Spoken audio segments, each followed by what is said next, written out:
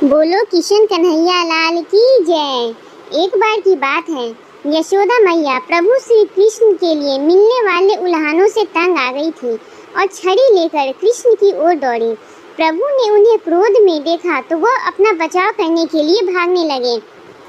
भागते भागते श्री कृष्ण एक कुम्हार के पास पहुँचे।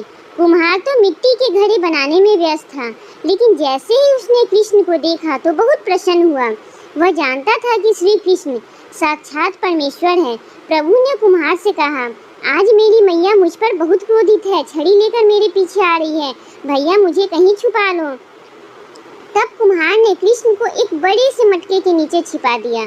कुछ ही क्षणों में मैया यशोदा भी वहां आ गई और कुम्हार से पूछने लगी, क्यों रे, तूने मेरे कन्हैया को कहीं देखा है क्या? कुम्हार ने कह दिया, नहीं मैया, मैंने कन्हैया को नहीं देखा। कृष्ण ये सब बातें घड़े के नीचे छुपकर सुन रहे थे। यशोदा मैया जब वहां से चली गई तो प्रभु श्री कृष्ण ने कुम्हार से कहा, यदि मैया चली गई हो तो मुझे इस घड़े से बाहर निकालो।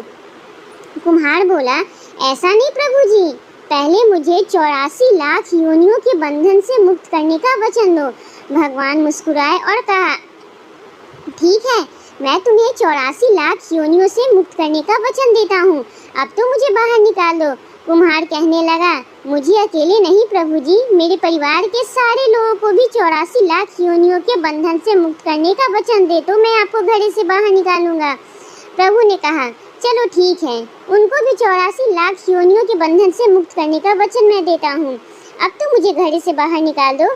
फिर कुम्हार ने कहा, बस प्रभु जी, एक विनती और, जिस घड़े के नीचे आप छुपे हो उसकी मिट्टी मेरे बैलों के ऊपर लाद के लाई गई है, मेरे इन बैलों को भी जन्म मरण के बंधन से मुक्त करने का वचन दे। प्रभु ने कुम्हार के प्रेम पर प्रसन्न होकर उन बैलों को भी 84 लाख योनियों के बंधन से मुक्त होने का वचन दिया। प्रभु बोले, अब मुझे घड़े से बाहर निकाल दो। तब कुम्हार ने कहा, अभी नहीं भगवान, बस एक अंतिम इच्छा और है।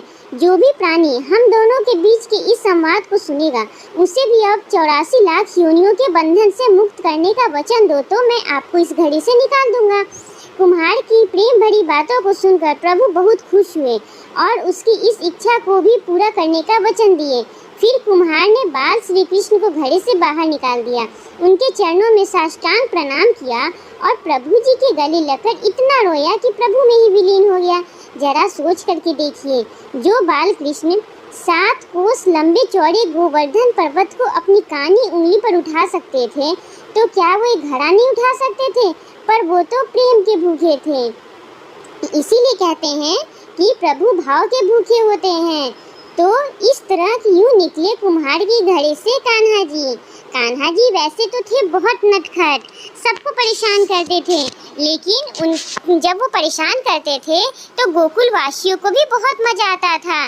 बस वो तो यूं ही मैया यशोदा को जाके उनकी शिकायत करते थे, और मैया यशोदा वो तो अपने कान्हा से बहुत प्यार करती थी, बहुत लाड लगाती थी।